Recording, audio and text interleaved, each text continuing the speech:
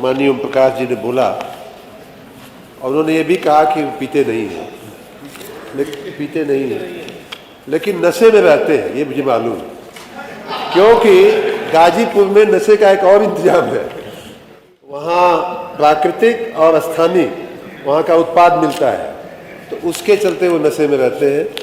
और उनको शायद मालूम नहीं है कि मैं सबसे कम दिल्ली जाने वाले नेताओं में हूँ। माननीय मुख्यमंत्री जी इसके साक्षी हैं। दूसरी बात कि इन्होंने कहा कि भाभी से नफरत है, भाई से प्रेम है, तो ये मंथरा वाला काम जो है ये कृपा करके हमारे और माननीय मुख्यमंत्री जी के बीच में न किया जाए, क्योंकि हम जो भी करते हैं माननीय मुख्यमंत्री जी के आशीर्वाद से, माननीय मुख्यमंत्री जी के निर्देश पर, उनके मार्गदर्शन में करते हैं। माननीय प्रधानमंत्री जी के मार्गदर्शन में हम दोनों मिल करके करते हैं। कहीं और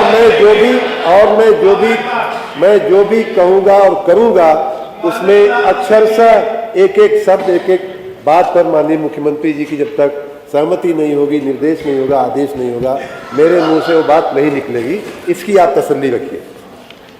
माननीय अध्यक्ष जी, यहाँ जितने नेताओं ने बोला उन्होंने, और खास करके समाजवादी पार्टी के लोगों ने, कि जैसे लगता है कि बिजली की व्यवस्था इन्हीं को खाली करने आता है, जन जन की समस्या इन्हीं को समझने आता है। ये बात ठीक है कि मैं गुजरात में नौकरी किया, लेकिन बिजली आपने स्वयं कहा कि जन जन से जुड़ी हुई बात है। इसके लिए कोई बहुत रॉकेट साइंस की आवश्यकता नहीं है इसको समझने के लिए। आपके ज़माने में मुझे याद है, मैं गुजरात में जब नौकरी करता था तो 24 घंटा बिजली वहाँ रहती थी, लेकिन जब गांव मऊ में आता था, आप ही ने बताया, तो उस समय आपके ज़माने में 1.5 घंटा, 2 घंटा, 3 घंटा कब आके चली गई मालूम ही नहीं पड़ता था।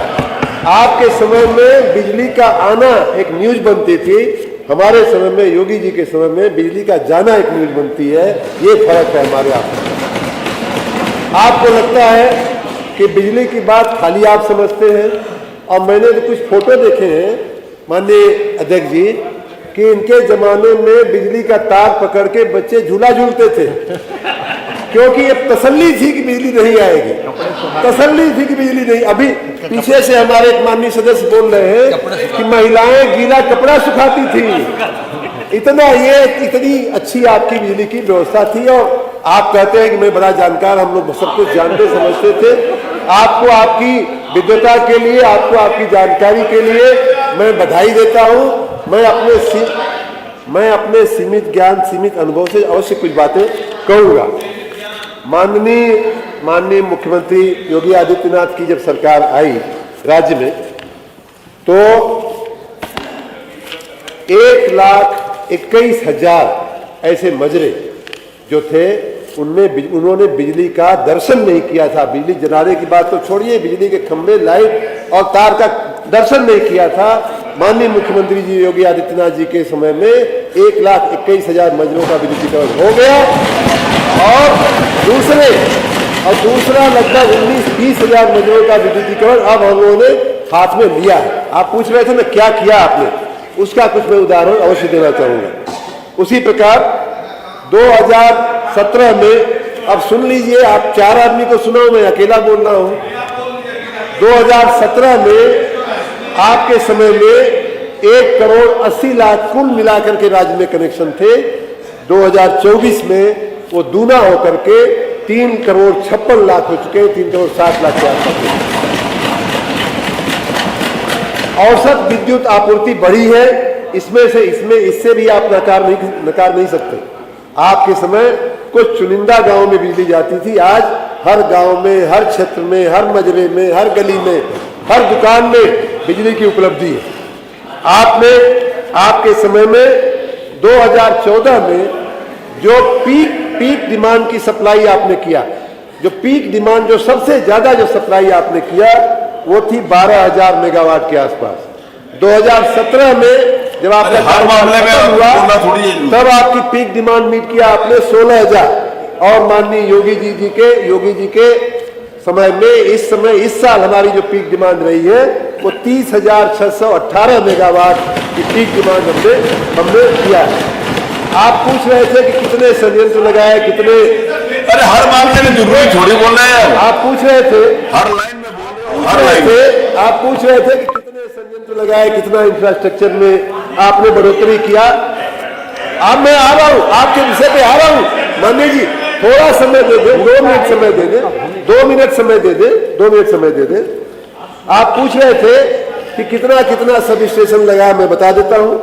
765 केवीए के 2017 में माननीय अध्यक्ष जी मात्र 4 सब स्टेशन थे। आज 2024 में उसकी 2 गुना होकर के 7 सब स्टेशन हमने किए। उसी प्रकार से 400 के 2017 में मात्र 19 थे। आज 2024 में हमने 40 सब स्टेशन बना करके आपको जनता के चरणों में रखा है। 132 का पूरे 20 में अलाउ नहीं, 20 में 132 था, अब बैठिए, किया है। 220 का 220 का 98 था आपके समय में, हमने उसका 2 गुना करके 169 किया है। माननीय अध्यक्ष जी इतना ही नहीं, पिछले योगी 2 सरकार की मैं थोड़ी सी बात कर दूं तो पिछले खाली 2.5 वर्ष में लगभग 50 लाख नए कनेक्शन दिए गए आपके। उसमें 1,72,000 तो नलकूपों के किसानों के कनेक्शन है। 24 लाख नए खंभे लगाए गए, लगभग 8 लाख ट्रांसफार्मर लगाए गए। ये सब कुछ करने के साथ बावजूद माननीय अध्यक्ष जी हम जो है माननीय जी मैं आ गया आपकी बात पे, हम रहेंगे नहीं कर रहे हैं, आपकी बात पे आ गया, आप सही जवाब नहीं दे रहे, निजीकरण के बाद हम इसलिए संतुष्ट नहीं है कि हम इस राज्य का सर्वांगीण विकास चाहते हैं। हम इसलिए संतुष्ट नहीं है, भागो मत, सुनो, हम अपने ही कार्य से इसलिए संतुष्ट नहीं है कि हम राज्य को देश का नंबर 1 राज्य बनाना चाहते हैं। हम राज्य को $1 ट्रिलियन की इकोनॉमी बनाना चाहते हैं। हम ये चाहते हैं कि हमारे यहाँ जो लोग मजहब के नाम पर बिजली की चोरी कर रहे हैं वो चोरियां रुके। हम चाहते हैं कि संभल जैसी जगह पे जो फर्जी पावर स्टेशन जो खोजा गया है, वो फर्जी पावर स्टेशन जो है इस राज्य में बनाने की प्रथा जो है बंद हो। ये आपको सुनना नहीं है, इसलिए आप बाहर जा रहे हैं। माननीय अध्यक्ष जी हमारे इन सारे नेक प्रयासों के बावजूद, सारे सुधारों के बावजूद बहुत कुछ सुधार हुआ है, लेकिन अभी भी हमारा लाइन लॉस बहुत ज्यादा है। इस बार पिछले 2 सालों के थोड़े से सुधार के बाद इस बार फिर हमारा ATC लॉस जो है वो गड़बड़ की संज्ञा में आ गया है। हम अगर इसी हिसाब से चलते रहेंगे तो आने वाले इस साल लगभग 46 हजार करोड़ रुपए की सरकार को लॉस फंडिंग और सब्सिडी हमें देनी पड़ रही है ऊर्जा विभाग को, और आने वाले 50 वर्षों में ये बढ़ करके 80 से 90 हजार करोड़ रुपया हो जाने की पूरी संभावना है। इसलिए सुधार आवश्यक है कि आज भी हर नगर में और ऐसे चिन्हित नगर हमने किए हैं, कार्रवाई भी हम कर रहे हैं। हर नगर में माननीय अध्यक्ष जी ऐसे घेटों हैं, ऐसे इलाके हैं जहां आज भी हमारा बिजली का कर्मचारी जाने से डरता है। उसके ऊपर बंदूक और गोली और छुरा चाकू चलाने की लोग कर लेते हैं। इसलिए संभल जैसे लोगों को रोकने के लिए हमारे कर्मचारियों के साथ सहयोग नहीं करने के, और ये सब गड़बड़ी भी इसलिए हुई है कि इन्होंने ही बबूल बोया है। मैं पहले भी कह चुका हूं कि बहुत सारे कर्मचारी भी बबूल वाली समस्या से हम लोग निपटने की कोशिश कर रहे हैं।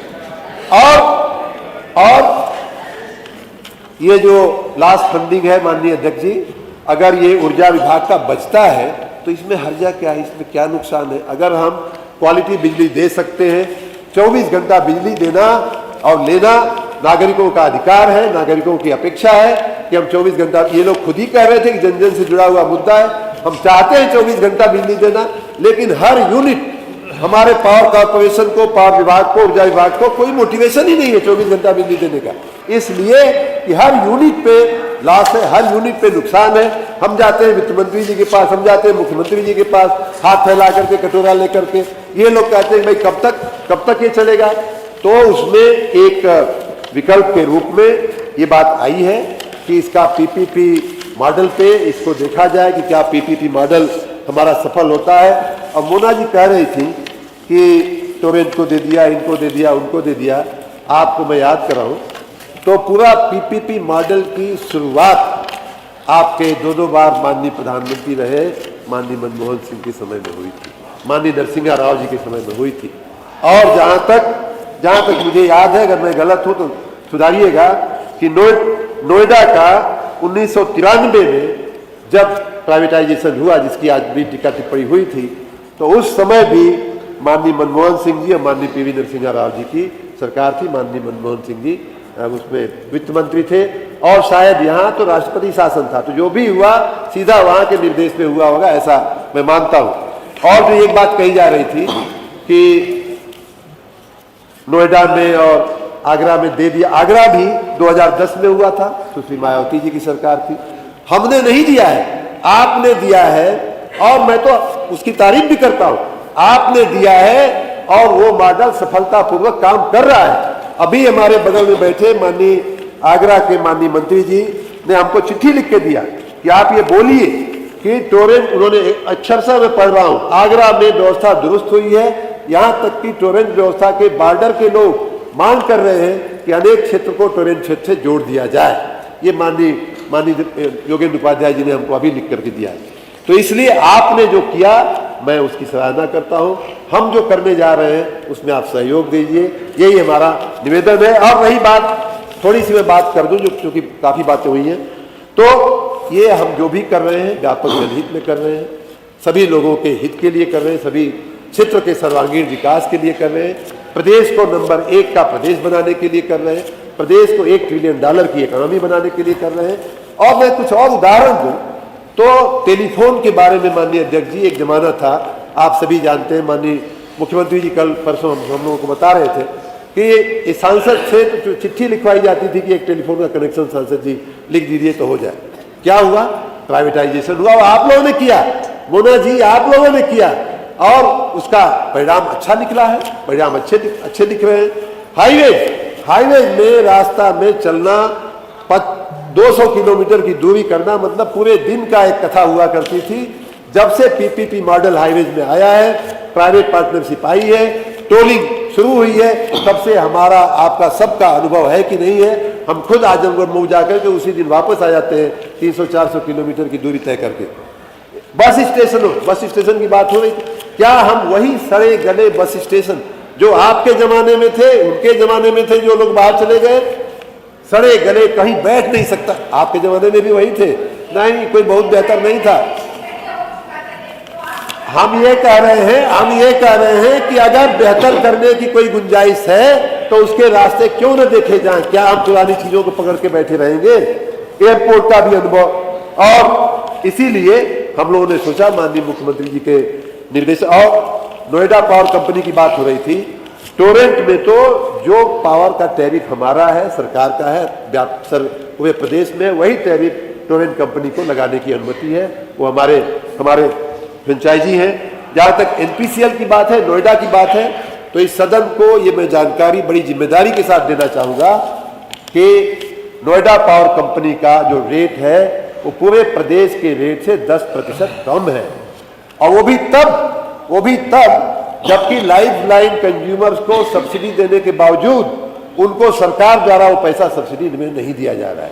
तब उसके बावजूद जो है हम उनकी सब्सिडी फंडिंग नहीं कर रहे हैं, उसके बावजूद पूरे राज्य से 10% उनका टैरिफ कम है, और क्वालिटी भी उनकी अच्छी है। इसलिए सिर्फ जो है पीपीपी मॉडल को एकदम से नकार देना उचित नहीं रहेगा।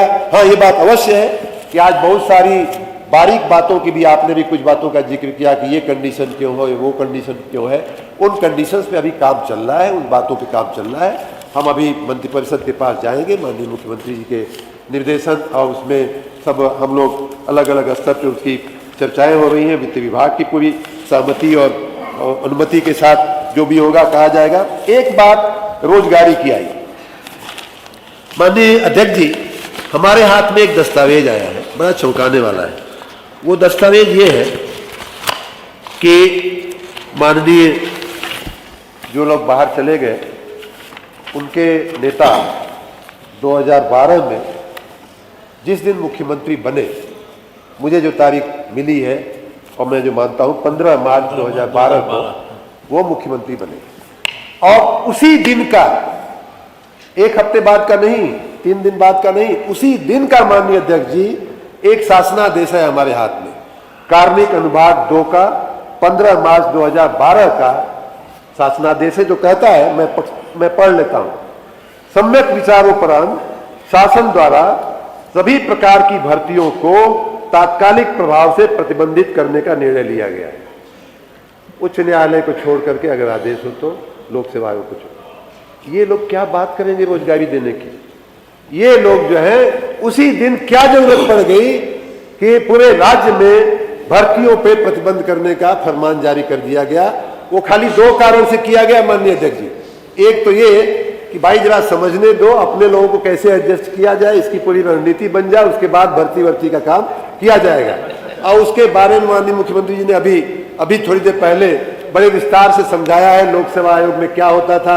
हम लोग तो प्रयाग के पढ़े हैं, पूरी तरह से परिचित हैं कि लोक सेवा, और जिनके आरक्षण की बातें ये कर रहे हैं, अनुसूचित जाति के नाम पे भाषण दे रहे हैं, उसमें से उसी लोग उत्तर प्रदेश लोक सेवा आयोग में कितने लोग उस जाति के भर्ती किए गए? सब लोग इनकी जाति की भर्ती किए गए, ये भी बात किसी से छिपी नहीं है। और सारी भर्ती की व्यवस्था को हम इतना आश्वस्त करना चाहेंगे सदन को कि हम जो भी करेंगे राज्य के व्यापक जनहित में करेंगे, पूरी पारदर्शिता के साथ करेंगे। सारे की सारी बातें आपके समक्ष आएंगी, सदन के समक्ष आएंगी, जनप्रतिनिधियों के समक्ष आएंगी, जनता के, प्रेस के, मीडिया के समक्ष आएंगी। जब भी इसका अंतिम निर्णय ले लिया जाएगा, पूरी पारदर्शिता के साथ किया जाएगा, जनहित में किया जाएगा। और आखिरी बात कि जहाँ तक कर्मचारियों की बात है, हम उनके उस विभाग के का मैं मंत्री हूँ, मैं उनका गार्जियन हूँ। मैं एक एक कर्मचारी को, चाहे वो संविदा कर्मी हो, चाहे रेगुलर कर्मचारी हो, उसको इस सदन की फ्लोर से आश्वस्त करना चाहूँगा कि उसके हितों का पूरा ध्यान रखा जाएगा। कहीं किसी के साथ किसी को बेरोजगार करने का, किसी को निकालने का, किसी को परेशान करने की हमारी मंशा नहीं है। हमारी मंशा सिर्फ और सिर्फ इतनी है कि हो कहीं भी आग, लेकिन आग जलनी चाहिए। हो गई है पीर, पर्वत सी पिघलनी चाहिए, इस हिमालय से कोई गंगा निकलनी चाहिए। इसलिए हम लोग ये सिर्फ हंगामा खड़ा करना मेरा मकसद नहीं, मेरी फितरत है कि ये सूरत बदलनी चाहिए, जिसके लिए आप लोग भी बार बार कमेंट करते रहते हैं, बार बार शिकायत करते रहते हैं। धन्यवाद।